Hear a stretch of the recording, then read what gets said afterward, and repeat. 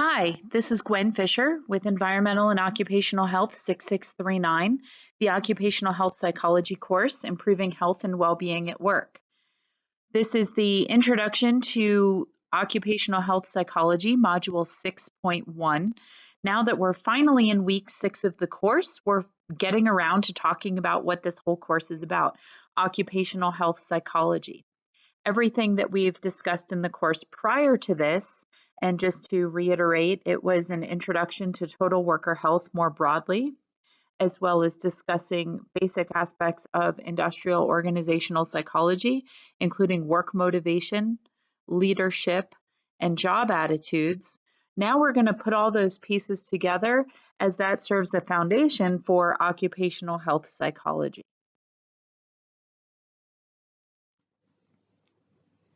Here is the agenda for Module 6.1. I will provide an introduction to occupational health psychology, discuss a bit about the history and the origins of occupational health psychology. You had the opportunity to have 2 readings on this, including the chapter in the Schoenfeld and Chang book, as well as the article by Drs. Steve Sauter and Joe Harrell. So I will not reiterate that here, but rather emphasize what I think are a couple key aspects of the history of occupational health psychology, including the Hawthorne studies, the Whitehall studies, and the passage of the Occupational Safety and Health Act of 1970. Then I'll discuss some important themes and trends in occupational health psychology that have emerged over time, and then finalize the module in talking about occupational health psychology and total worker health.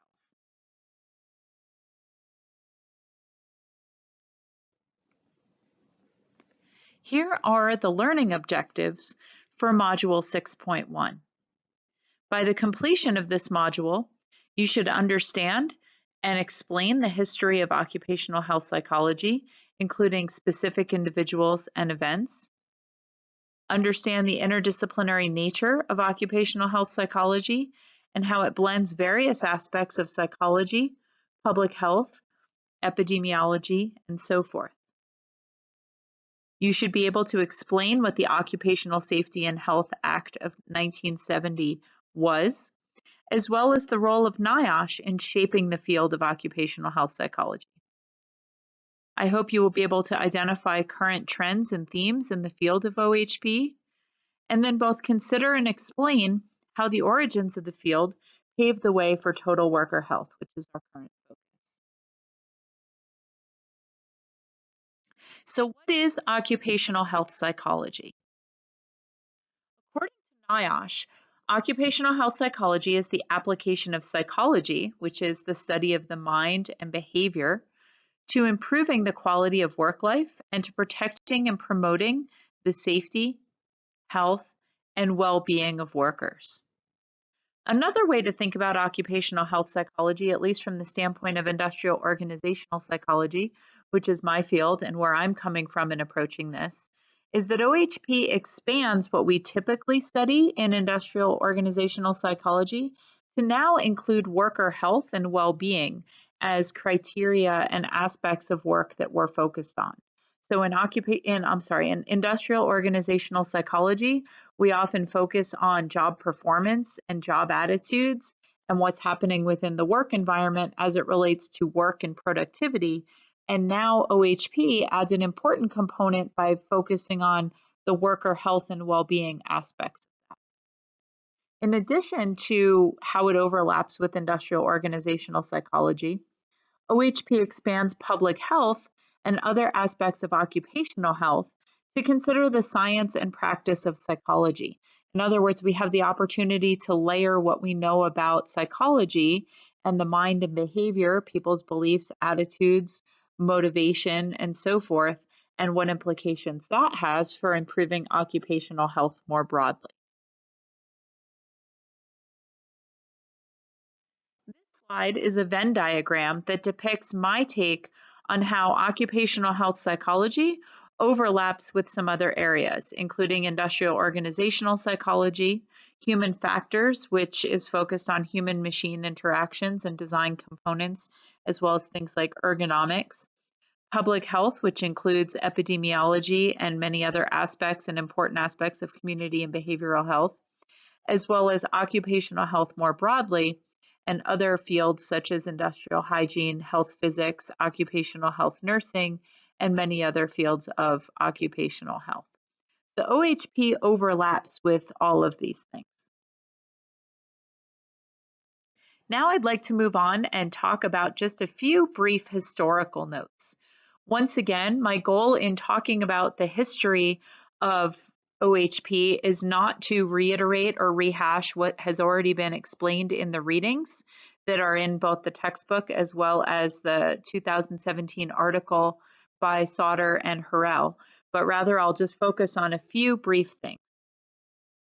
First of all, we can trace OHP back to some origins in industrial organizational psychology, and in particular, work by Hugo Munsterberg and those who were studying the psychology of industrial efficiency.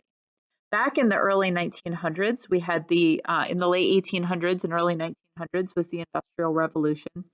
And over time, there grew to be a concern about industrial accidents and what can be done to prevent those accidents. And so in some ways, that was one of the first forays into thinking about worker health and well-being and worker safety. Next was work by Frederick Winslow Taylor and his colleagues and others that worked in scientific management, which included the Gilbreths and others. Scientific management was focused on industrial efficiency as well and involved conducting time and motion studies. Time and motion studies were conducted to break each action down. So if you think about a manufacturing or production environment, breaking down work on an assembly line into its individual parts, timing these movements, and developing new and more efficient movements in an effort to both reduce fatigue as well as figure out what is the most efficient way to go about doing these tasks so that workers could work more efficiently and be more productive. On this note, I would like to call your attention to a video that is included in the module. Are you familiar with the TV show I Love Lucy? Some of you may have watched it many times. Others of you, it may be completely new, and because it's a popular a popular culture reference, it may not be something you're familiar with. Nonetheless, there's just a 2 to 3 minute video that I think serves as a humorous example of industrial efficiency. So I encourage you to go to the activities in the module and watch that video. Hopefully you'll get a couple chuckles. So moving on to talk about other aspects of important history related to occupational health psychology are the Hawthorne studies. The Hawthorne studies, which are typically discussed in the realm of job attitudes, and you may have recall reading about that in the chapters by Dr. Byrne. The Hawthorne studies were conducted at the Western Electric Company, specifically at the plant in Hawthorne, Illinois. At the time, their effort was to figure out, again, related to scientific management, how can we increase workers' productivity? What can we do? And so they conducted a series of experiments in which they manipulated various aspects of the work environment, including the lighting, providing rest breaks for workers, and changing work hours to see what could be done to help workers. With the lighting in these experiments, they would turn up the lights periodically higher and higher and then measure workers' productivity. And what they found is that as they increased the lighting, workers' productivity continued to increase. So then in conducting the experiments, they thought, well, what happens if we turn the lights down and maybe make them a lot dimmer? Does that in turn hamper productivity? And what they found was really counterintuitive, and they had expected to see declines in productivity, but what they found was that no matter what they did, workers' productivity continued to increase. And so altogether, this series of studies led to a discovery that workers' attitudes are critically important. In other words, as they were conducting these studies in the Hawthorne, Illinois Western Electric plant, they were paying attention to the workers, and the workers improved their job attitudes because they felt like, wow, management really cares about me and cares about my work environment. And it was in responding to that notion and belief that the management cares about them that their attitudes improved and in turn led to increases in productivity. So in short, the Hawthorne studies have become known in organizational psychology to recognize what we now refer to as the Hawthorne effect. And the Hawthorne effect is what happens when we pay attention to workers in terms of it affects their behavior, because simply paying attention to them can improve their job attitudes. This is important for occupational health psychology because it demonstrated that worker well-being is important, and how workers feel in the work environment is important for understanding well-being as well as productivity.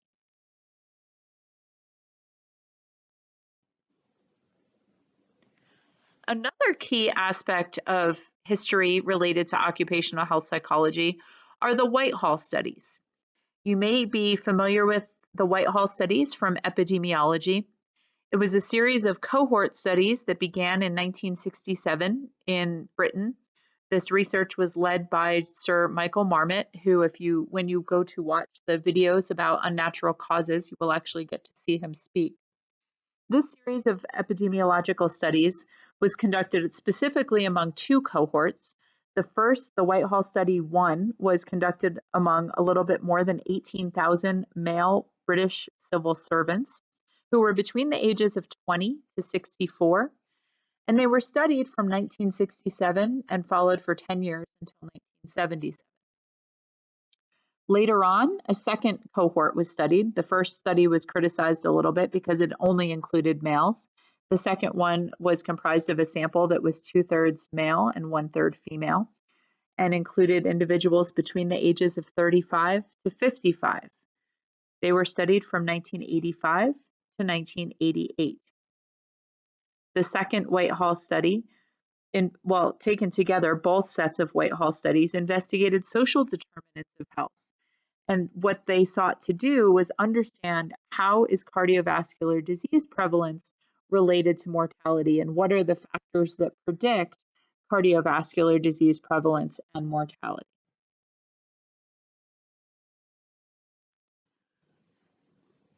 What the Whitehall studies show is that there's a strong negative association between job level, in other words, the grade levels of employment, and all-cause mortality.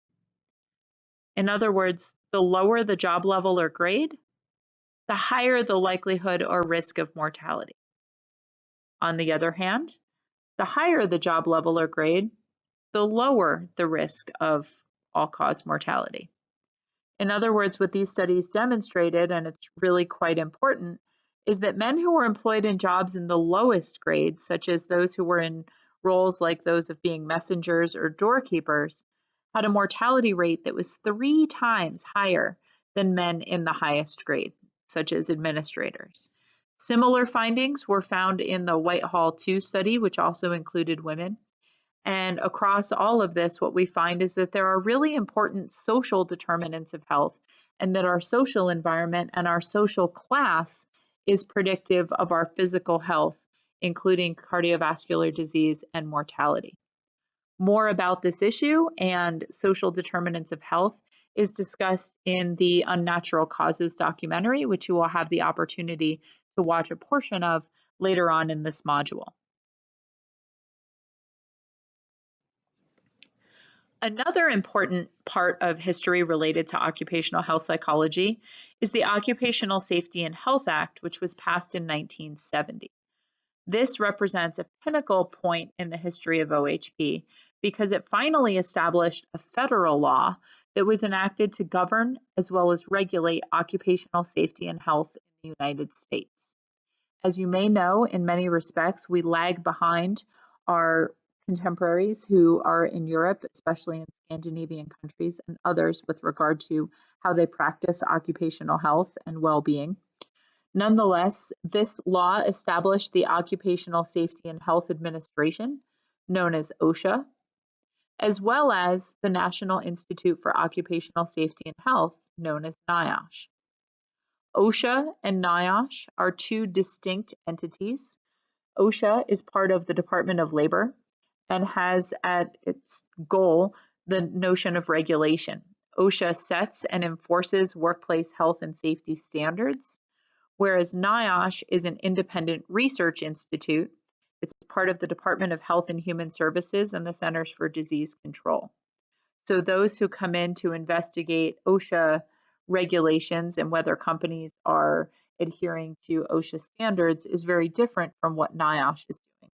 Ideally, the research arm, NIOSH, will generate research and findings that can inform what the health and safety standards ought to be. Although my understanding is that that process doesn't work as smoothly as we would ideally like it to. And of course, there's always a need for more research.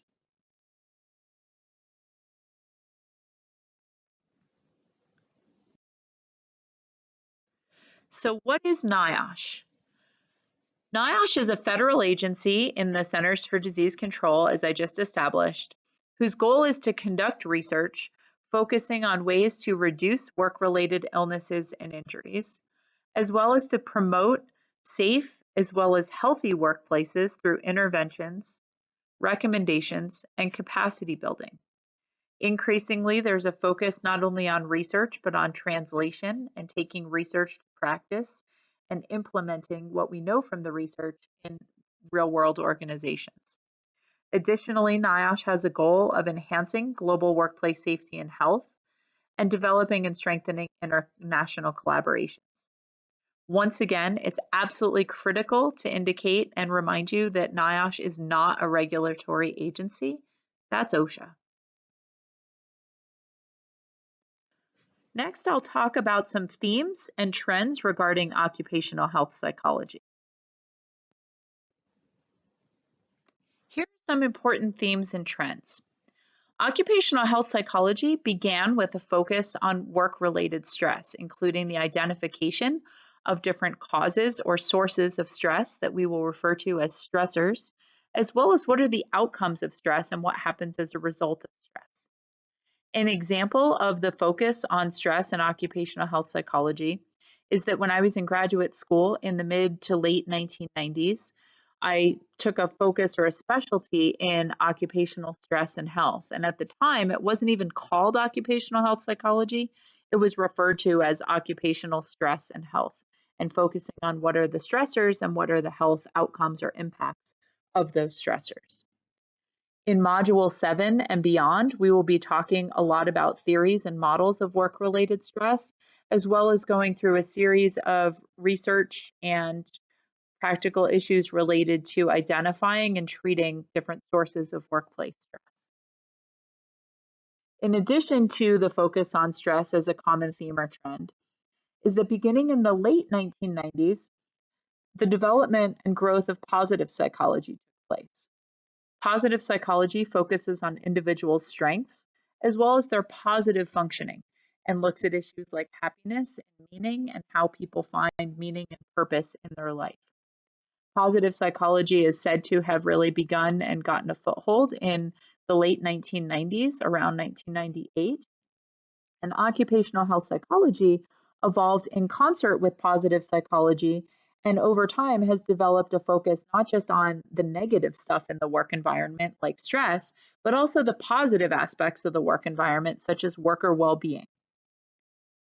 We'll talk a bit more about the positive aspects when we get further along in the course as well. Another important issue with regard to OHP and themes and trends was mentioned by Sauter and Harrell and indicated that we recognize that mental health disorders are critically important and are an important component of health in addition to physical illnesses and diseases. So taking into account mental health and mental health in the workplace also had a foundation and played a critical role in the development and recognizing the importance of occupational health psychology. Additionally, we recognized from past research that there are psychological aspects of workplace safety. This leads back to what we previously discussed with leadership and work motivation. For example, we could provide workers with personal protective equipment and other equipment and tools and strategies for going about their work in a safer manner. But unless they're motivated to engage in safe workplace practices, then having all of the personal protective equipment in the world isn't really going to matter if workers aren't motivated or willing to use it. So in some in looking at workplace safety and factors related to industrial hygiene and other fields in occupational health that have a strong safety emphasis. We also recognize that there are psychological aspects that are critical to this process and critical for understanding occupational health.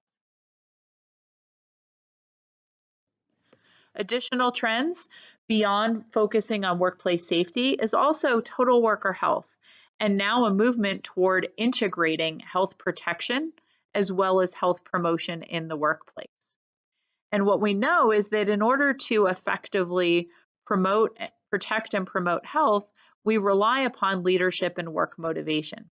Hence, that's the reason why we spent time in the previous modules discussing at its foundation what is organizational leadership and what are the building blocks and theories related to work motivation to better understand why people do what they do and what types of leadership are effective and so forth. Other themes and trends, as mentioned in both the textbook chapter and the article, is the notion that NIOSH is putting a lot of resources into training programs to fund people for developing knowledge and expertise and the ability to practice occupational health psychology. Where I was trained at Bowling Green State University in Ohio was one of the programs that at the time received some of the first funding from the American Psychological Association and from NIOSH for training in occupational health psychology. One of the key aspects of the training in occupational health psychology is taking an interdisciplinary approach to both research and practice so that students and then professionals develop an appropriate skill set for being able to apply these issues and moving outside of psychology, but understanding other aspects of occupational health as well. It's my sincere hope that this interdisciplinary training and collaboration will continue for growing and developing the field.